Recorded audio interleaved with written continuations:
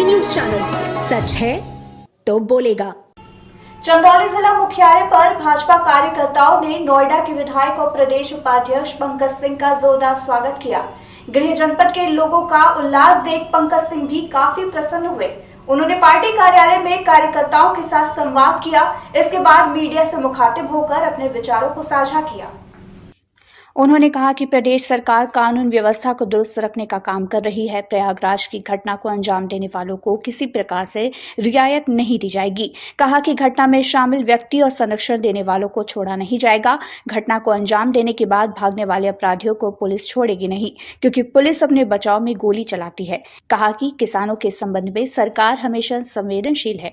सरकार का पूरा प्रयास है कि किसानों की आय को दोगुना किया जाए। इसी के तहत सिंचाई वाली बिजली को निःशुल्क करने की पहल की जाएगी। उन्होंने निकाय चुनाव को लेकर भी दम भरा है। कहा कि पिछली बार प्रदेश के 2 निकाय में भाजपा का ध्वज नहीं फहर सका था।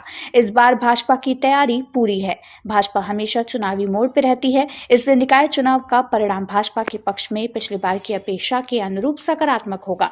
उन्होंने राहुल गांधी पर शब्द बाण चलाते हुए कहा कि देश के अंदर किसी भी पार्टी की नीतियों के ऊपर सवाल उठाना जायज है, लेकिन देश के बाहर ऐसा करना गलत है।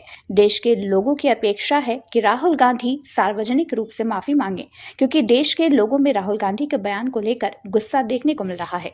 पार्टी कैसे निकाय चुनाव को ले रही है, क्या स्थिति रहेगी आपकी इन दोनों प्रश्नों पर? देखिए, एक तो किसानों के संबंध में हमेशा सरकार बहुत ही संवेदनशील है और इतना तय है कि जो हम लोगों की कोशिश रही है, यह संकल्प रहा है कि किसानों की आमदनी आने वाले समय में दोगुनी हो जाए।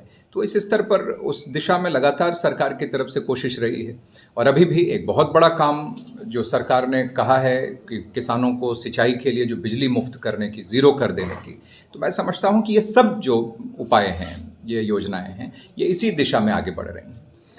जहाँ तक रही बात निकाय के चुनाव की, तो पार्टी, हम लोगों की पार्टी तो देखिए 24 घंटे 365 डेज लगातार तैयार रहती है, किसी भी चुनौती के लिए तैयार रहती है। निकाय चुनाव में भी हम लोग पिछली बार जो 2 निगम जो नहीं जीत पाए थे, इतना तय है कि वो भी इस बार जीतेंगे।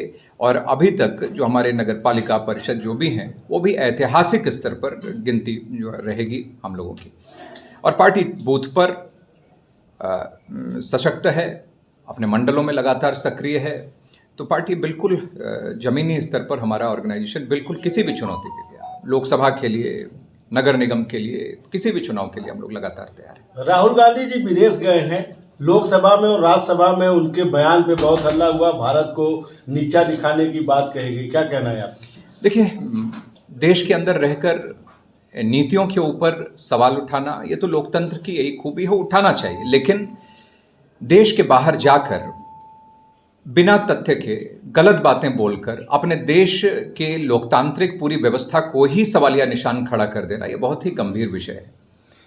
लोग एक दूसरे के ऊपर कमेंट करते रहते हैं राजनीति में, उसके ऊपर कभी हमारी पार्टी की तरफ से भी कभी कोई रोक नहीं है। लोग, हमारे प्रधानमंत्री जी से लेकर राष्ट्रीय अध्यक्ष जी से लेकर नेतृत्व तक, लगातार कांग्रेस के लोग अनर्गल बयान कई बार देते रहते हैं।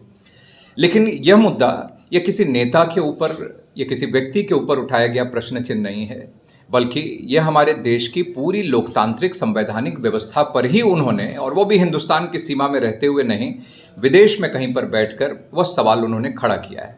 और भारत की छवि को खराब और धूमिल करने की कोशिश वहाँ पर बैठकर उन्होंने की है। तो स्वाभाविक रूप से ये आम जनता के मन में इस बात को लेकर आक्रोश है। और अगर लोगों की तरफ से भी इस बात पर प्रश्न चिन्ह, अगर हमारे पार्टी की तरफ से भी उठाए गए हैं या नेताओं की तरफ से भी ये वक्तव्य दिया गया है कि राहुल गांधी को माफ़ी मांगनी चाहिए, तो यह लोगों की ही आकांक्षा है, लोगों की ही अपेक्षा है। और लोग चाहते हैं कि ऐसे शर्मसार करने वाले बयान पर राहुल गांधी को माफ़ी मांगना चाहिए। हमारे पति को, उनकी पत्नी का जो प्रेस कॉन्फ्रेंस हुआ है कल इलाहाबाद में, कि डर है कि यूपी सरकार उनको मार डालेगी। देखिए, सरकार तो कानून सम्मत जो कार्रवाई होगी वो कार्रवाई ही करेगी। लेकिन अगर कानून सम्मत कार्रवाई से भी अगर किसी अपराधी को या आपराधिकों को संरक्षण देने वालों को अगर कोई भय होता है, तो वह भय भारतीय जनता पार्टी के सरकार में निश्चित रूप से ऐसे लोगों को होना ही चाहिए।